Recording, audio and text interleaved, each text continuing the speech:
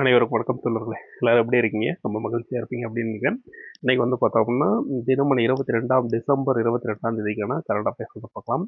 அதாவது புதிய ஊரக வேலைவாய்ப்பு திட்டம் மசோதாவுக்கு குடியரசுத் தலைவர் திரௌபதி முர்மு அவர்கள் வந்து என்ன பண்ணிருக்காங்க? ஒப்புதல் அளிச்சிருக்காங்க. இதுக்காக நிதி வந்து 1,50,000 கோடி வந்து ஒதுக்கீடு செய்யப்பட்டிருக்கு. இந்த புதிய ஊரக வேலைவாய்ப்பு உறுதியளிப்பு திட்டம் ஏற்கனவே இருந்த மகாத்மா காந்தி தேசிய ஊரக வேலைவாய்ப்பு திட்டத்தை மேம்படுத்துவதாக இருக்கும் அப்படின்னு சொல்லப்படுது. அதாவது ஏற்கனவே இருந்த மகாத்மா காந்தி தேசிய ஊரக வேலைவாய்ப்பு திட்டம் 2005 கொண்டு வந்திருப்பாங்கல்ல, அதுக்கு மாற்றாக தான் அந்த புதிய ஊரக வேலைவாய்ப்பு உறுதியளிப்பு திட்டம் வந்து கொண்டு வந்திருக்காங்க. ஸோ இந்த திட்டத்தினுடைய பெயர் என்ன குறிப்பிட்டிருக்காங்க அப்படின்னா, வளர்ந்த பாரத ஊரக வேலைவாய்ப்பு. அதாவது இதுல இருந்து வளர்ந்த பாரத ஊரக வேலைவாய்ப்பு மற்றும் வாழ்வாதார உறுதியளிப்பு திட்டம், அதாவது விபிஜி ராம் அப்படின்ற மசோதாவுக்கு குடியரசுத் தலைவர் திரௌபதி முர்மு அவர்கள் ஞாயிற்றுக்கிழமை வந்து ஒப்புதல் அளித்திருக்காங்க. 2005ஆம் ஆண்டு காங்கிரஸ் கூட்டணி ஆட்சியில் அறிமுகப்படுத்தப்பட்டது தான் இந்த மகாத்மா காந்தி ஊரக வேலைவாய்ப்பு திட்டம். அதாவது 2005 கொண்டு வந்து 2009 மகாத்மா காந்தியின் பெயர் வந்து குடியரசுத் தலைவர் வந்து என்ன பண்ணிருக்காங்க, இந்த திட்டத்துக்கு டிசம்பர் 18ஆம் தேதி வந்து ஒப்புதல் அளிச்சிருக்காங்க. இந்த திட்டம் வளர்ந்த பாரத ஊரக வேலைவாய்ப்பு மற்றும் வாழ்வாதார உறுதியளிப்பு திட்டம் அப்படின்னு திட்டத்துக்கு என்ன பண்ணிருக்காங்க, ஒப்புதல் அளிச்சிருக்காங்க. இந்த புதிய சட்டத்தின்படி முக்கியமான 4 பணிகளுக்கு வந்து முன்னுரிமை அளிப்பாங்க.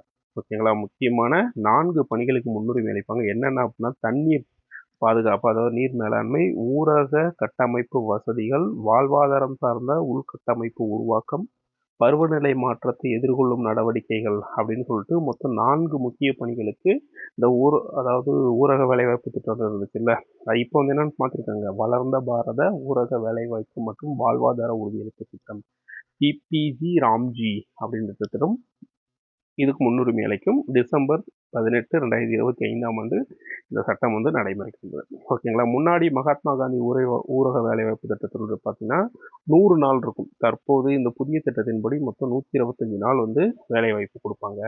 அது மட்டும் இல்லாமல் பார்த்தோம் அப்படின்னா, முன்னாடி இருந்த மகாத்மா காந்தி ஊரக வேலைவாய்ப்பு திட்டத்துக்கு வந்து பார்த்தீங்கன்னா மத்திய அரசு மட்டும்தான் நிதி பங்களிப்பு செய்யும். ஆனால் இந்த புதிய திட்டத்திற்கு என்ன சொல்றாங்க அப்படின்னா, புதிய திட்டத்திற்கு நிதி பங்களிப்பை மாநில அரசும் மத்திய அரசும் பகிர்ந்து கொள்ளணும் அப்படின்னு சொல்லப்படுது. எக்ஸாம்பிள், வடகிழக்கு மற்றும் இமயமலை பகுதியில் மாநிலங்களில் 10% நிதியையும் மற்ற மாநிலங்கள் மற்றும் யூனியன் பிரதேசங்கள் 40% நிதியை வழங்கும் அப்படின்றாங்க. எப்படின்னா, இப்போ வடகிழக்கு மற்றும் இமயமலை மாநிலங்களில் வந்து 10% நிதி. ஸோ இப்போ அந்த பகுதியில் இந்த விபிஜி ராம்ஜி அப்படின்ற அந்த வேலை வாய்ப்பில் வந்து இப்போ எக்ஸாம்பிள் ஒரு நாளைக்கு 100 ரூபாய் சம்பளம்னு வச்சுக்கோங்க.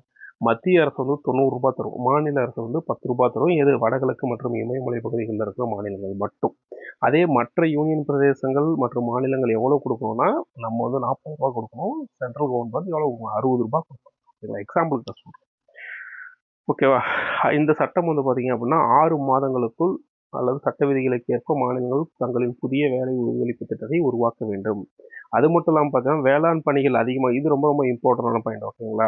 ஸோ இதில் வந்து பார்த்தோம் அப்படின்னா, இந்த வேளாண் பணிகள் அதிகமாக இருக்கும் பருவங்களில் தொழிலாளர்களுக்கு அந்த 125 நாள் வேலை வாய்ப்புகளை அதை கொடுக்க மாட்டாங்க. காரணம் என்ன அப்படின்னா, நிறைய பேர் இப்போ நம்ம மகாத்மா காந்தி ஊரக வேலைவாய்ப்பு திட்டமாக இருக்கட்டும் பார்க்குறீங்கள, எல்லாமே சும்மாவே ஆத்தோரத்தில் உட்காந்துருப்பாங்க. ஒரு நாளைக்கு 200 எவ்வளோ, 300 எவ்வளோ சம்பளம் தராங்க. அதனால என்ன பண்ணுறாங்க அப்படின்னா, விவசாயத்துக்கு யாரும் வரமாட்டேன்றாங்க அப்படின்னு சொல்லிட்டு இந்த திட்டத்தை கொண்டு வந்திருக்காங்க. ஆக்சுவலாக இது உண்மையாலுமே பார்த்தோம் அப்படின்னா ஒரு நல்ல இதுதான். அடுத்து வந்து பார்த்தோம் அப்படின்னா, அதே மாதிரி இந்த திட்டத்துக்கு வந்து விண்ணப்பித்த 15 நாளுக்குள்ள, ஓகேங்களா, விண்ணப்பித்த 15 நாளுக்குள்ள வேலை வழங்காவிட்டால் மாநில அரசு உரிய நிவாரணத் தொகையை வழங்க வேண்டும். நல்லா கேட்டுக்கோங்க. பார்த்தீங்கன்னா சூப்பராக போட்டுருக்கோம். ஒருத்தர் வேலையை விண்ணப்பிக்கிறாரு, 15 நாளைக்குள்ள மாநில அரசு வந்து உரிய நிவாரணத் தொகை வழங்கலை அப்படின்னா அதுக்கு மாநில அரசு என்ன பண்ணணும், நிவாரணத்தை அந்த யாரு விண்ணப்பித்தவருக்கு தரணும். இந்த மசோதாவுக்கு குடியரசுத் தலைவர் திரௌபதி முர்மு ஞாயிற்றுக்கிழமை வந்து ஒப்புதல் அளித்திருக்காங்க. இது தொடர்பாக அறிவிக்கை அரசு இதழிலும் வெளியிடப்பட்டது. இதன் மூலம் பிஜி ராம்ஜி சட்டம் 2025 உருவானது அப்படின்னு சொல்றாங்க. மற்றபடி ஒன்றும் பெருசா இல்லை. அப்படியே போனோம் அப்படின்னா, சிறுபான்மையினருக்கு திமுக தான் பாதுகாப்பு, இந்துக்களுக்கு யார் பாதுகாப்புன்னு தெரியல. ஓகே, பார்க்கலாம்.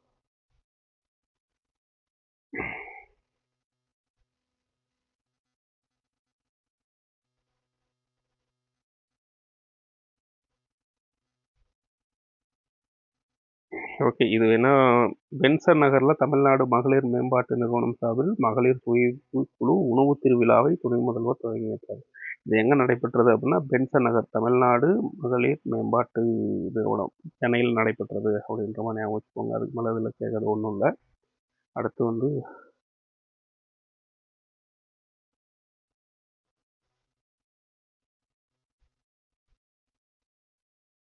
ஸோ இது வந்து பார்த்தோம் அப்படின்னா, அமெரிக்காவின்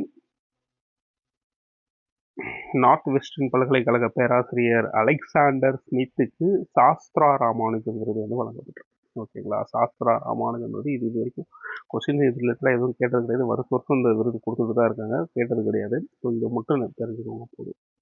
அடுத்தது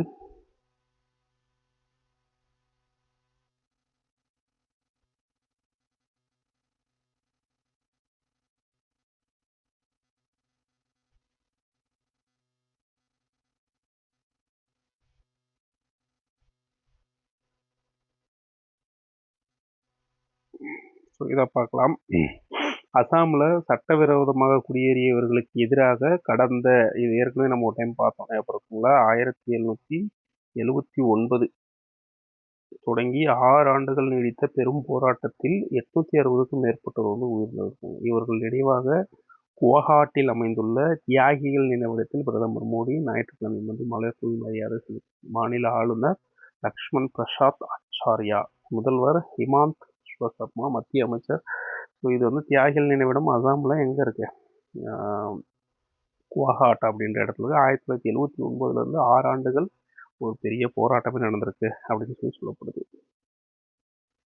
அடுத்து வந்து பார்த்தோம்னா நதி சுற்றுலா கப்பலில் மாணவர்கள் உரையாடல். குவஹாட்டில் பிரம்மபுத்திரா நதி சுற்றுலா கப்பலில் ஞாயிற்றுக்கிழமை பயணித்த பிரதமர் மோடி கப்பலுக்குள் மாணவர்கள் கலந்து ஆலோசித்தார்.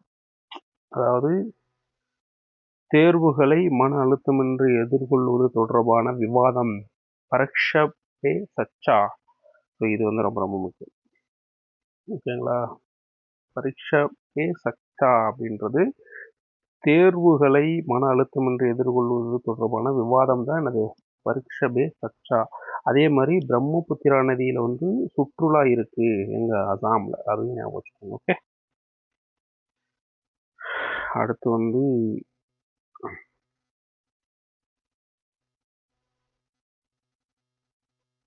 இது மட்டும் முக்கியமானதாக இருக்கும். உள்ளாட்சி தேர்தலில் ஆளும் ஓகே.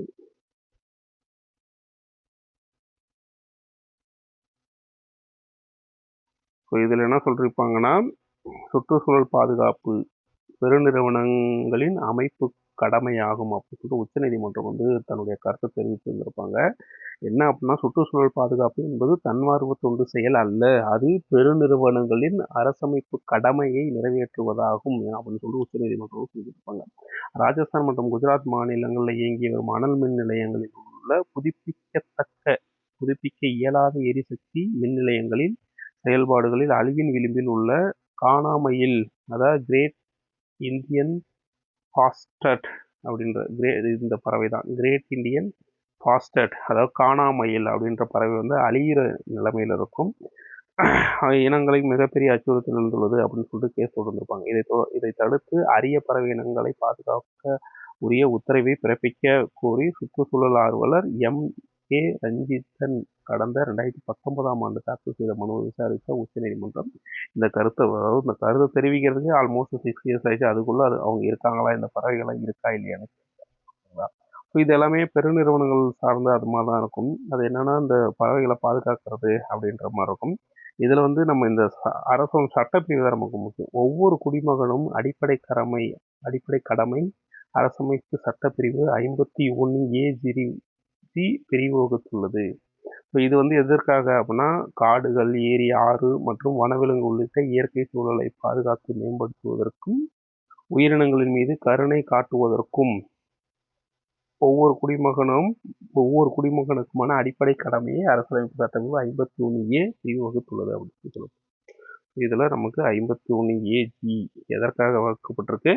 காடுகள், ஏரிகள், ஆறுகள் மற்றும் வன விலங்குகள் உள்ளிட்ட இயற்கை சூழலை பாதுகாத்து மேம்படுத்துவதற்கும் உயிரினங்கள் மீது கருணை காட்டுவதற்கும் ஒவ்வொரு குடிமகனுக்குமான அடிப்படை கடமையை அரசமைப்பு சட்டம் 51AG வந்து வகுத்திருக்கு அப்படின்னு சொல்லப்படும். ஓகேங்களா. அடுத்து வந்து பார்த்தோம் அப்படின்னா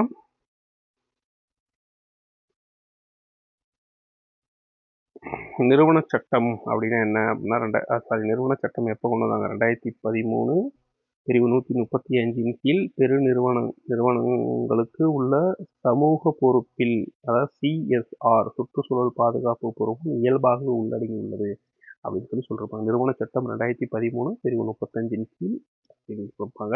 அடுத்து வந்து பார்த்தோம் அப்படின்னா இதில் ஒன்று பெருசாக அதுக்கப்புறம் எது இருக்காது. அடுத்து கலாச்சாரம், புவியியல், மத எல்லைகளை கடந்து நியமனம். குடியரசு துணைத் தலைவர் CP ராதாகிருஷ்ணன் வந்து குடியரசுத் தலைவராக நியமிப்பதற்காக அதை பற்றி சொல்லியிருப்பாங்க.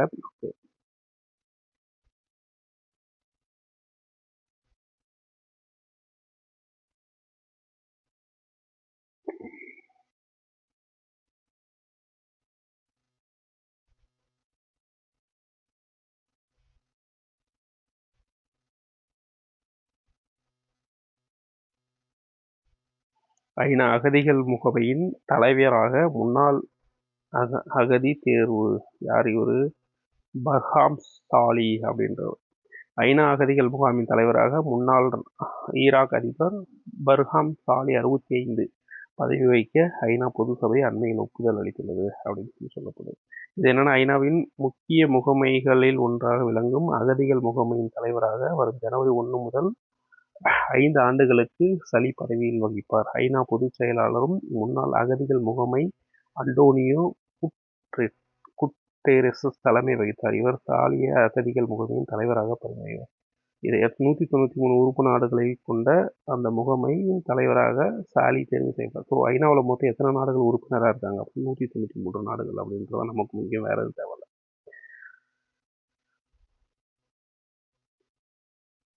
அவ்வளோதான் நண்பர்களே. அடுத்த கரண்ட் அஃபேர்ஸ் அடுத்த காணொலியில் பார்க்கலாம். நன்றி.